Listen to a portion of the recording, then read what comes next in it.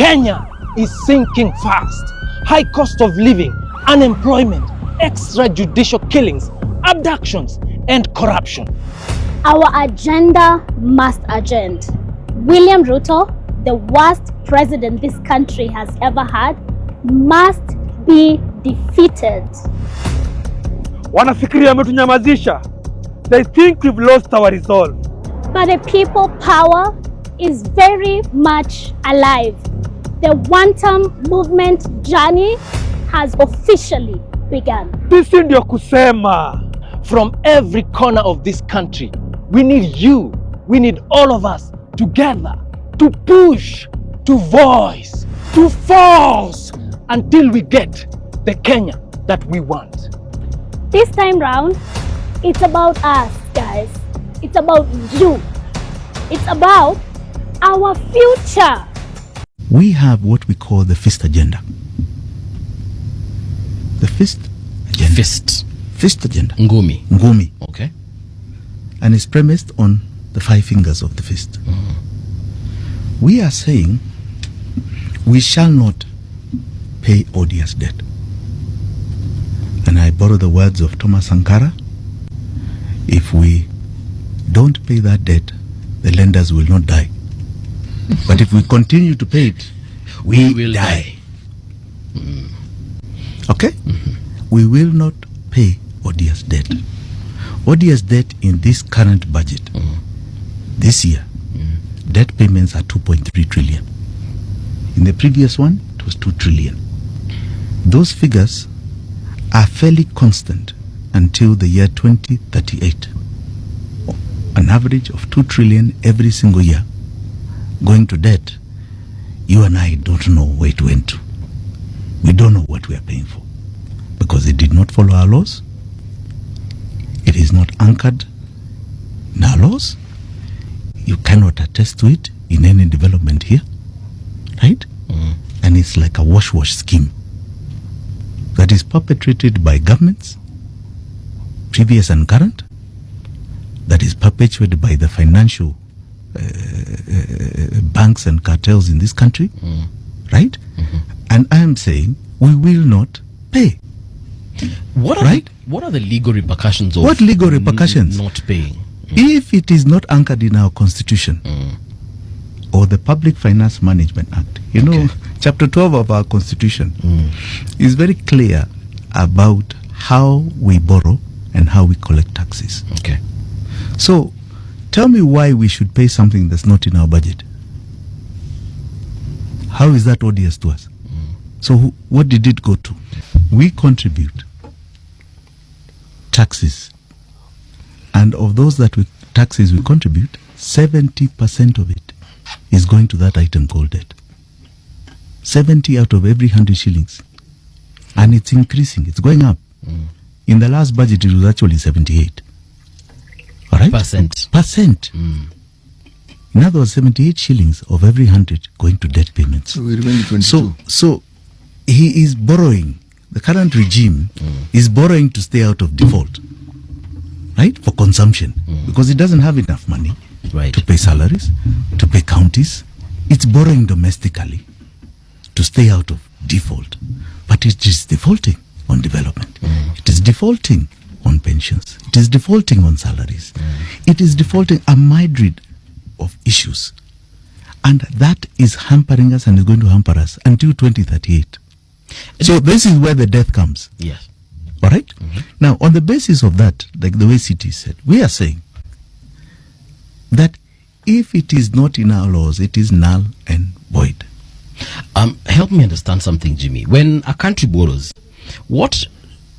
like a country like Kenya, when we borrow money, what do we give for collateral? Kawaida. No. You're starting with the wrong thing. Please. CT was very base. You borrow according to our laws. Yes. There is that's it. Chapter 12 of the Constitution of Kenya. Right. And understand that those laws are controls. It's like your accountant here at Radio Generation. He has controls. He banks, he must show his balances. If he doesn't show, there's something. If he banks in another account, isn't that criminality? If he puts in his own account, isn't that criminality? It is. You start with the foundation. The foundation is when you borrow and when you collect taxation, it is in our laws in chapter 12. All right? It must be in the budget. So if it is not in the budget as a debt, right? How is it legal? Okay. Because a budget, it tells you what that borrowing is for. Then it goes to Public Finance Management Act, Section 52, if you've not read it. Says you can only borrow for development. So when it is put in the budget, it can only be for development. All right? So if it is not anchored there, it is null and void. Security is you and I, the sovereign. That's it. Yes, the sovereign, you and I, our income. So we become slaves to that payment. Do you understand that? You are working, you are being exploited to pay that debt. That's why you are paying that debt today with 70% of what you contribute to government, and it does not give you services back. All right? Are we on the same page? Very much so. Right. So you're a slave. You're a modern day slave. That's the way you need to understand it. Before they used to take your labor, right? You physically, and take you to their lands. Now, when you are here, you're working for them. So what? Okay? Yes. So that's how tragic this is, right? You're not working for yourself. You're not working for your country anymore. And there's been a conspiracy here that has caused this to happen. And that conspiracy, we are saying, is illegality, because our laws are very clear. So we are saying we will not continue that conspiracy.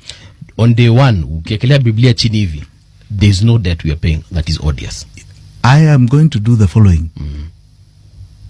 I will suspend all debt payments with immediate effect. We have done an audit to date on what are public records. But as I'm seeing in other countries, Senegal being one, Zambia another, when new governments have come in and they do an audit, they find other things. Okay? So we will do what is called an in-depth audit, because we believe maybe some of these books are fudged. An in-depth audit. Senegal, when Traore went in, they said that they had 70% GDP debt ratio. All right? He discovered that it was more like 96, 98 after a few months of an audit. When Chelema got in Zambia, he found loans he was in shock about that Lunga had taken, that were never public records, yes, as required by law. So the first thing we're going to do is a clear audit, and I don't believe it will take more than 3 months. But we will suspend all debt payments. And I believe Kenyans are very right to know the truth of this monster, and we shall publish the truth.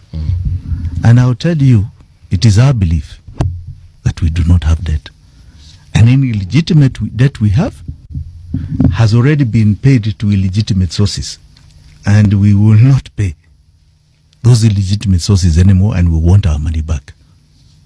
All right? So we believe we're beginning Kenya on a new slate. We'll have a saving of a minimum, we believe, of 2 trillion shillings a year from the current taxation, tax revenue that is going. That is the amount of money tax we revenue save. On tax revenue. Now, what does that allow us to do? That's where we get to our second finger. It allows us to ensure that we can provide free universal health care for anyone who is a Kenyan citizen. That your ID qualifies you to get free healthcare. And I think I want us to reach a stage where we start talking about what is that quality of that healthcare. That is when now we'll really be debating issues. All right? But you'll get free universal healthcare. There'll be no SHA, SHIF payments. We've costed it. They said universal healthcare costs about 178 billion. I'm seeing the debate currently going on that it's averaging claims of about 9 billion a month, of 6 billion collections of SHA. So they're in deficit problems. But even if you calculate whichever way, our view is that it can never exceed 200 billion. So what does government do there? Government simply becomes a facilitator for private concerns to further free universal healthcare. Two. Three. pre-primary and high school, tertiary. And I want to extend it to Tibets. Because I think we need to really expand that program. Right? That again has been costed. We know that capitation per year. Niko kazi wanachapati ni 10 bob baba ni shilingi 10 peke yake. 10 bob na umeregister kama voter? Voter. Hiyo bado ngoja nini? Enda register kama voter huko. BBC leo tunawaletea habari kuhusu launching ya boobs za Vera Saidika na wanaume wamejaa kuliko wanawake katika ile venue. Sasa Genz mna report hizi nini? Uko na kura? La hasha. Na mna report hizi nini?